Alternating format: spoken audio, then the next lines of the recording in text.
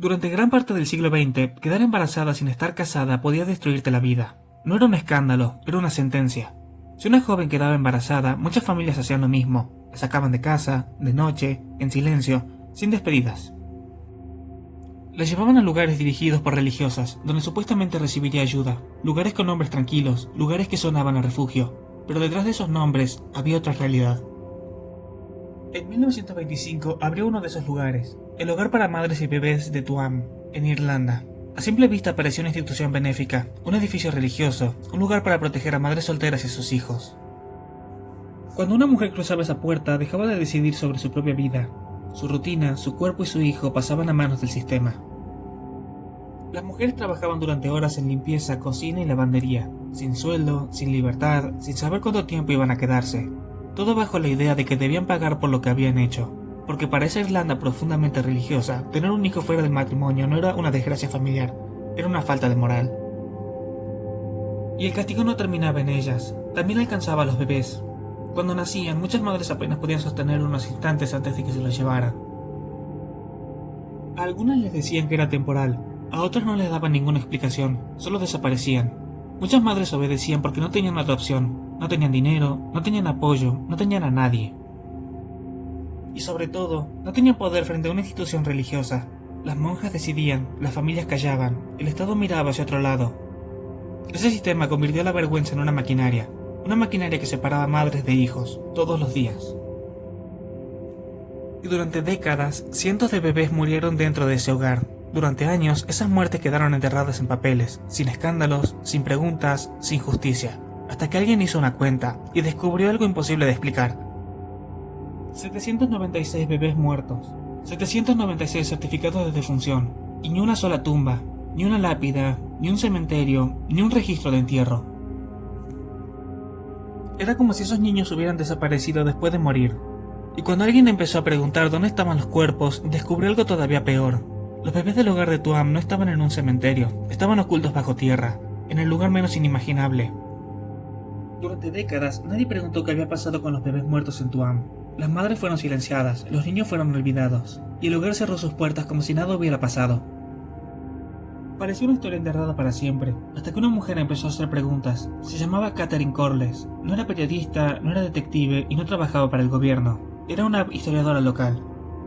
Solo quería reconstruir la historia del hogar de Tuam, nada más. Entonces empezó a revisar registros de defunción, uno por uno. Cada certificado correspondía a un bebé muerto dentro del hogar.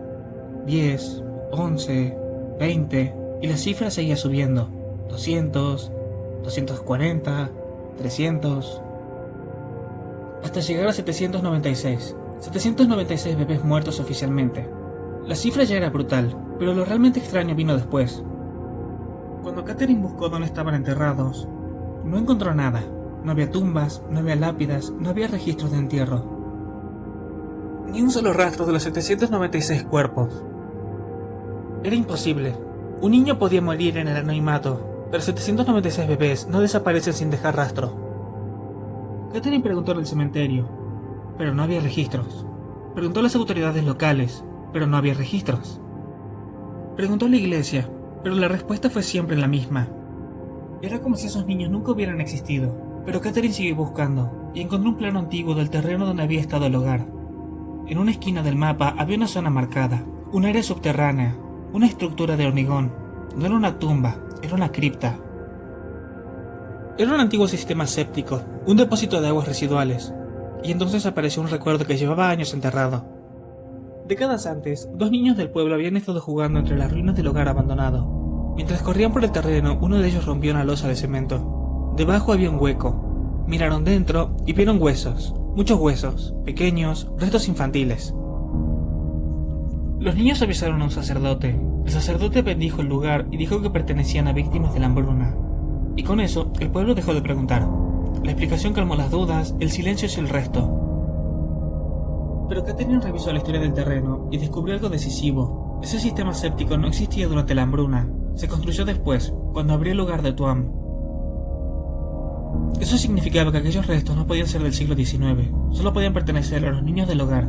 La sospecha era monstruosa, pero faltaba una confirmación. Y cuando abrieron la estructura subterránea, encontraron restos humanos infantiles. La confirmación oficial fue breve. Cantidades significativas de restos humanos infantiles. Una frase fría para describir algo insoportable. Porque esos niños no estaban enterrados, no tenían ataúd, no tenían lápida, no tenían nombre. Sus cuerpos habían sido ocultados dentro de un depósito de aguas residuales. Donde debía haber desechos, había bebés. 796 bebés muertos, y muchos de sus restos en un tanque séptico. Pero la pregunta más terrible todavía seguía sin respuesta. ¿Cómo murieron tantos niños? Porque una cosa era descubrir dónde terminaron los cuerpos, y otra mucho peor era descubrir qué les hicieron mientras estaban vivos. Cuando se descubrieron los restos en Tuam, apareció la gran pregunta. ¿Cómo murieron tantos niños? Porque una tragedia así no ocurre por accidente. 796 bebés muertos no es mala suerte, no es una coincidencia, es el resultado de algo. Y cuando empezaron a aparecer los registros oficiales, quedó claro qué había pasado. Los niños de Tuam morían dentro de un sistema que los abandonaba desde el nacimiento. El lugar estaba preparado para albergar a unas pocas decenas de personas, pero durante años metieron allí a muchas más. Madres, bebés, todos hacinados, habitaciones saturadas, mala ventilación, suciedad. El lugar que supuestamente debía protegerlos era exactamente el entorno donde las enfermedades se propagaban más rápido. Sarampión, neumonía, tuberculosis, gastroenteritis, enfermedades que podían tratarse, enfermedades que no debían haber matado a tantos niños. Pero en Tuam no había cuidados suficientes. Un inspector de salud que visitó el lugar dejó constancia de lo que vio: niños desnutridos, niños enfermos, condiciones insalubres. El Estado sabía, la Iglesia sabía, y aún así el hogar siguió funcionando. Eso ya era terrible, pero no era lo peor, porque además de la enfermedad estaba el hambre. Los bebés necesitaban leche, necesitaban atención y necesitaban cuidados básicos. Muchos no recibían nada de eso. Los testimonios de supervivientes describen comida insuficiente y niños debilitados. Algunos bebés eran alimentados con sustitutos pobres e inadecuados. Y en un recién nacido, eso podía ser la diferencia entre vivir o morir. Pero no morían de una sola causa, morían de abandono. Cada infección sin tratar, cada cama saturada, cada alimento insuficiente, cada decisión de no intervenir. Todo sumaba, y el resultado era devastador. Mientras en otras partes del país la mortalidad infantil era alta, en Tuam era muchísimo peor. Allí morir de niño era algo normal. No porque fuera inevitable, sino porque nadie estaba dispuesto a evitarlo. No hacía falta golpear a un niño para condenarlo, bastaba con dejar de cuidarlo, bastaba con aceptar que muriera, y eso fue exactamente lo que pasó. Durante años, los bebés murieron uno tras otro dentro del hogar, sin escándalo, sin investigación, sin responsables. Y cuando morían, el sistema seguía funcionando como si nada, pero algunos sobrevivían. Y si morir dentro del hogar era terrible, lo que ocurría con los que seguían vivos también lo era. Porque para muchos de esos niños, sobrevivir no significaba salvarse. Para algunos bebés, sobrevivir no significaba volver con sus madres. Significaba entrar en otro sistema, uno donde los niños podían ser separados definitivamente de sus familias. A muchas madres les decían que sus hijos serían enviados a hogares mejores, que tendrían otra oportunidad, que era por su bien. Pero detrás de ese discurso había algo más, había dinero. Familias en otros países buscaban adoptar bebés irlandeses, y esas adopciones movían grandes sumas. Lo llamaban donación. Pero en la práctica, el dinero circulaba por cada niño entregado. Los bebés se convertían en expedientes, en trámites, en cifras. Y las madres casi nunca tenían poder de decisión real. Algunas firmaban bajo presión, algunas no entendían lo que firmaban, y otras directamente les mentían. Les decían que el bebé había muerto, y ellas lo creían, porque no tenían acceso a registros, no tenían medios para comprobar nada, no tenían voz. Décadas después, algunas descubrieron la verdad. Sus hijos no habían muerto, habían sido enviados a otras familias, con otro nombre, con otra identidad. Sus documentos habían sido alterados, su origen borrado. Para esos niños, la separación fue total.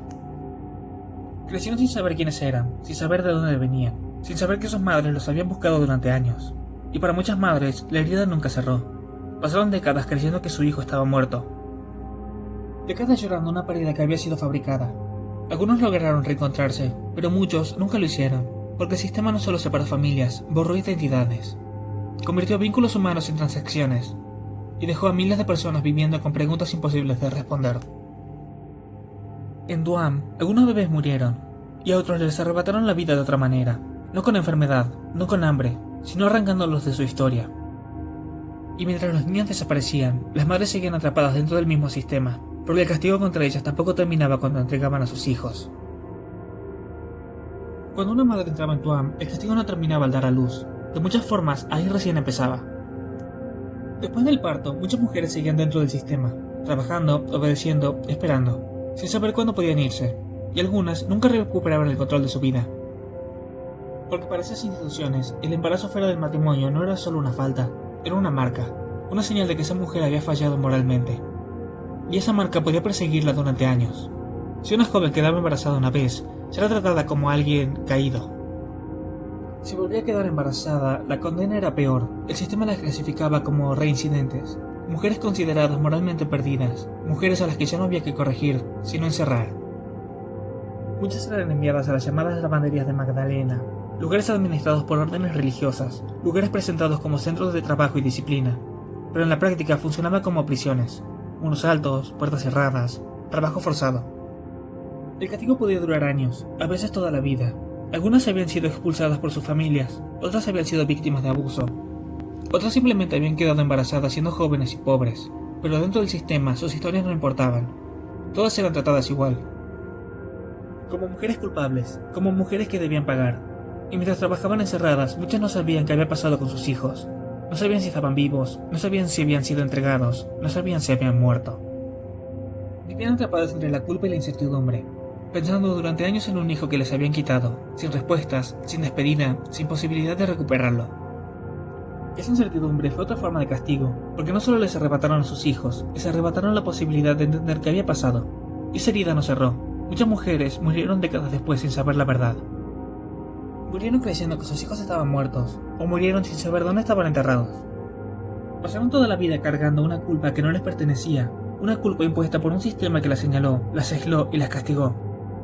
Y mientras ellas envejecían en silencio, nadie respondía por lo ocurrido. Ni quienes dirigían los hogares, ni quienes permitieron las adopciones, ni quienes conocían las condiciones en que morían los bebés. Las madres cargaron con el castigo, pero los responsables no. Y cuando finalmente salió la verdad a la luz, la gran pregunta era inevitable. ¿Alguien pagó por todo esto? Porque cientos de bebés habían muerto. Miles de familias habían sido destruidas. Y durante décadas, la Iglesia y el Estado lo habían permitido. La pregunta era simple. Después de todo ese error, ¿hubo justicia? Cuando el mundo descubrió lo que había ocurrido en Tuam, la reacción fue inmediata. Indignación, rabia, horror. La pregunta era obvia. ¿Quién iba a pagar por esto? Porque ya no se hablaba de errores aislados.